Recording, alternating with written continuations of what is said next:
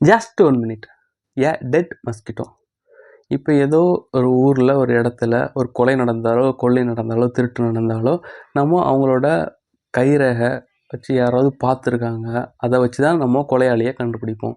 ஒரு கொசை வச்சு கொலையாளியோ ஒரு திருட்டு கொள்ளையானையோ கண்டுபிடிக்கிறதுக்கு வரலாறு பார்த்துருக்கீங்களா? அப்படி ஒரு இடத்துல நடந்திருக்கு. ஃபின்லாந்தில் அந்த மாதிரி நடந்திருக்கு. ஃபின்லாண்டில் ஒரு காரு திருடி போயிருக்கு.